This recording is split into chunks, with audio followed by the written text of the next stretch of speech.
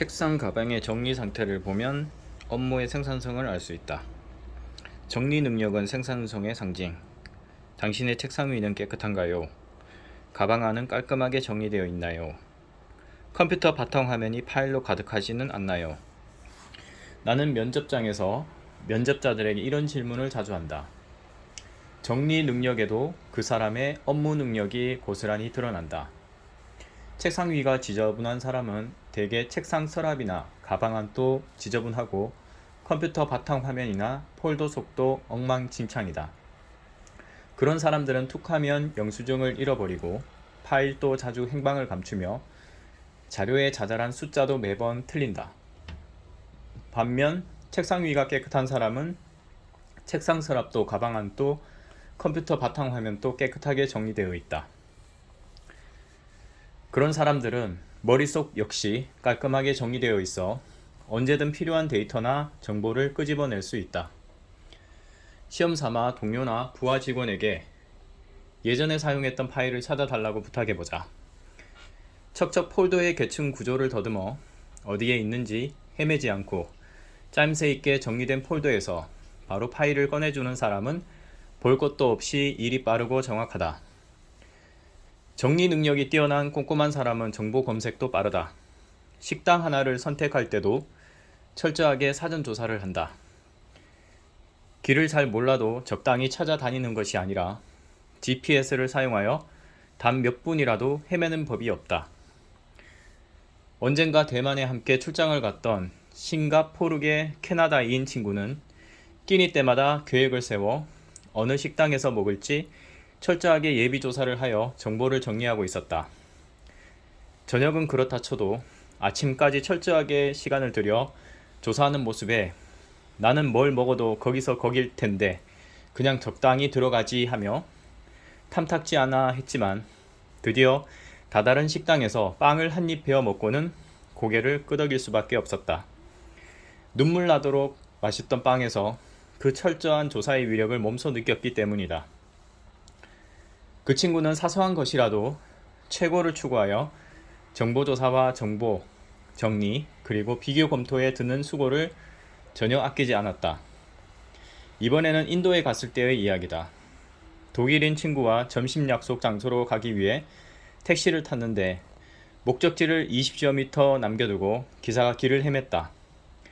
나는 적당히 걷다 보면 나올 테니 내리자고 말했지만 그는 단 몇 분 몇십 미터라도 헤매는 것을 용납하지 않았다. 결국 GPS를 이용하여 정확한 위치를 찾아냈다.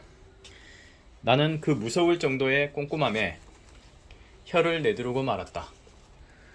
꼼꼼한 그들의 공통점은 어떤 일이 있어도 헤매지 않겠다는 결의와 정보 수집과 정보 정리에 대한 집념이다.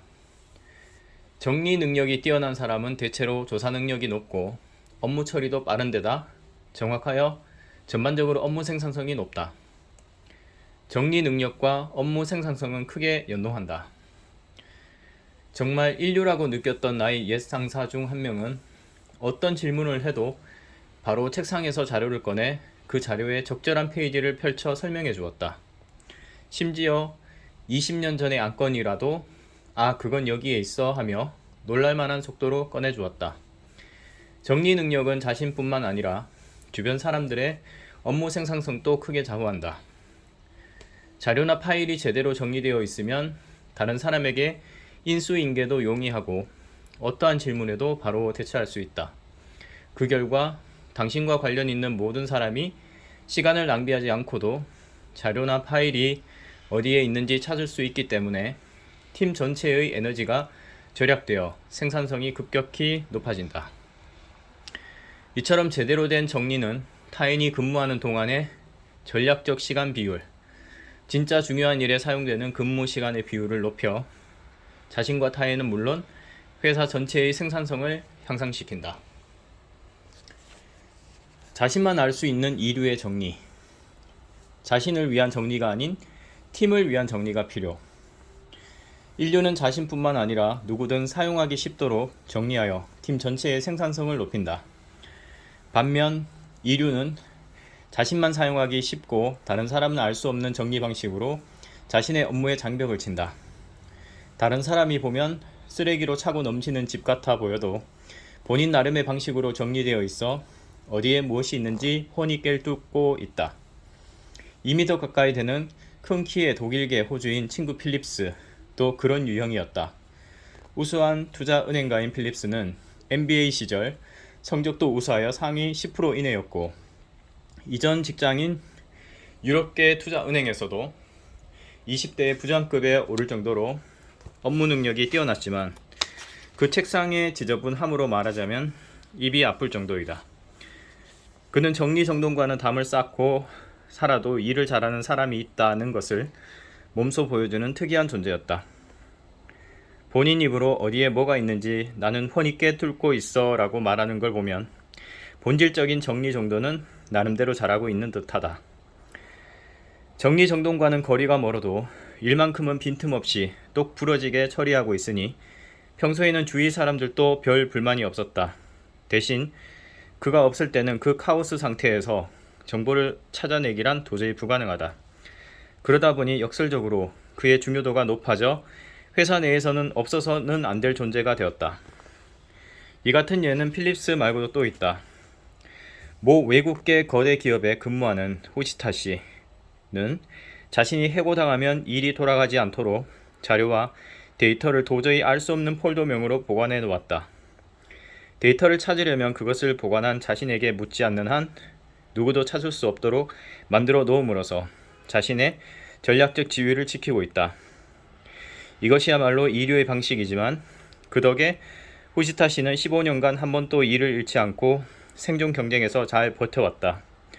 오늘도 그는 시내 고층 빌딩 한 귀퉁이에서 중요한 고객 정보의 의미를 알 수 없는 파일명을 붙여 생뚱맞은 장소에 보관하고는 회심의 미소를 짓고 있을 것이다. IQ vs 불침성. 누구의 손을 들어줄까? 타인과 따뜻한 관계를 만드는 힘이 학벌, IQ보다 우위. 세상에는 미워할 수 없는 성격이 최고의 무기인 사람이 있다. 그들은 매일 답장도 늦고 메모도 하는 둥 마는 둥의 허점투성이다. 정리 능력은 제로의 자료란 자료는 모조리 잃어버리고 만든 자료는 도통 의미를 알 수 없다. 이는 일머리가 없는 사람의 전형적인 특징이지만 그럼에도 승승장구하는 사람이 있다. 그런 사람들의 특징을 살펴보면 결국 이 미워할 수 없는 성격에 이른다. 모 외국계 대기업 컨설팅 회사의 톱 매니저들 사이에서 전혀 일도 하지 않고 수익도 내지 못하는 것으로 유명한 경영 간부 야스다 씨가 있다. 그의 동료에게 물으면 야스다 씨는 프로젝트 제안은 고사하고 일도 제대로 하지 않는데 두루두루 사이가 좋고 상여금도 생각 이상으로 많이 받고 있어 놀랐어요 라고 감탄한다. 이렇듯 사람 좋은 이들은 융화를 중시하여 남에게 최대한 협조하고자 한다. 의견을 강하게 주장하기는커녕 의견을 내는 일이 거의 없기 때문에 결과적으로 누구와도 경쟁하지 않고 아무에게도 미움받지 않는다.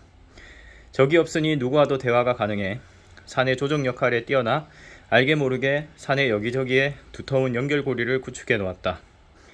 사람에 대한 평가는 객관적 사실만큼이나 주관과 감정도 결정적인 요소로 작용하므로 처음에 어떤 사람으로 인식되느냐가 성공에 중요한 영향을 끼친다. 유명한 아들러 심리학에도 나오지만 사람의 인식은 무의식 하에서 원하는 목적에 따라 정보를 취사 선택한다. 따라서 일단 호감을 얻으면 그 사람이 멋진 이유만 거론되고 반대로 미움을 사면 그 사람이 무능한 이유만 도드라지게 된다.